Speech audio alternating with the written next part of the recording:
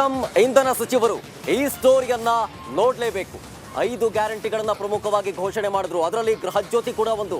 ಆದರೆ ಇಲ್ಲಿ ಬೆಳಕು ನೀಡುವ ಬದಲು ಕತ್ತಲೆ ಭಾಗ್ಯವನ್ನ ಕರುಣಿಸಲಾಗ್ತಾ ಇದೆ ಅನ್ನುವಂತಹ ಆರೋಪ ಜೊತೆಗೆ ಆಕ್ರೋಶ ಕೇಳಿ ಬರ್ತಾ ಇದೆ.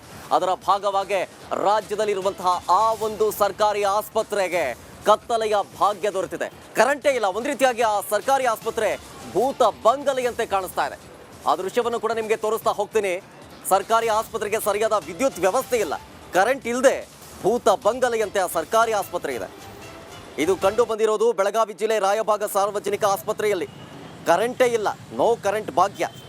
ಕರೆಂಟ್ ಇಲ್ಲದೇ ರೋಗಿಗಳು ಬಾಣಂತಿಯರು ದಿನನಿತ್ಯ ಅಲ್ಲಿ ಪರದಾಡುವಂತಹ ಪರಿಸ್ಥಿತಿ ನಿರ್ಮಾಣ ಆಗಿದೆ. ಒಂದು ಕಡೆ ಫ್ರೀ ಕರೆಂಟ್ ಅಂತೇಳಿ, ಅಂದರೆ 200 ಯೂನಿಟ್ ಒಳಗಡೆ ಉಚಿತ ವಿದ್ಯುತ್ ಅಂತೇಳಿ ಗೃಹಜ್ಯೋತಿಯ ಭಾಗ್ಯವನ್ನು ಕರುಣಿಸಿದ್ರು. ಆದರೆ ಇದು ಗೃಹಜ್ಯೋತಿ ಅಲ್ಲ, ಕತ್ತಲೆ ಗ್ಯಾರಂಟಿ ಇದು ಅನ್ನುವಂಥ ಆಕ್ರೋಶ ಕೇಳಿ ಬರ್ತಾ ಇದೆ. ಬೇರೆ ಎಲ್ಲೂ ಅಲ್ಲ, ಸರ್ಕಾರಿ ಆಸ್ಪತ್ರೆಯಲ್ಲೇ ಈ ರೀತಿಯಾದಂತಹ ಅವ್ಯವಸ್ಥೆ ಕಂಡು ಬಂದಿರೋದು. ಸರ್ಕಾರಿ ಆಸ್ಪತ್ರೆಗೆ ಸರಿಯಾದ ವಿದ್ಯುತ್ ವ್ಯವಸ್ಥೆ ಇಲ್ಲದೆ ರೋಗಿಗಳು ಬಾಣಂತಿಯರು ದಿನನಿತ್ಯ ಪರದಾಡುವಂತಹ ಪರಿಸ್ಥಿತಿ. ಅದು ಒಂದು ರೀತಿಯಾಗಿ ಆಸ್ಪತ್ರೆ ರೀತಿ ಕಾಣೋದೇ ಇಲ್ಲ. ಒಂದು ರೀತಿಯಾಗಿ ಭೂತ ಬಂಗಲೆಯಂತೆ ಕಾಣಿಸ್ತೆ. ಹೀಗಾಗಿ ಸಿಎಂ ಸಿದ್ದರಾಮಯ್ಯನವರು ಇಂಧನ ಸಚಿವರು ಕೂಡ ಈ ಸ್ಟೋರಿಯನ್ನ ನೋಡಲೇಬೇಕು. ಯಾರು ಒಬ್ರು ಪೇಷಂಟ್ ಇಲ್ಲ 6 ಗಂಟೆ ಅಂದ್ರೆ ಡಾಕ್ಟರ್ಗಳು ಇಲ್ಲ. ನಿಮ್ದು ಯಾವ್ರು ರೀ?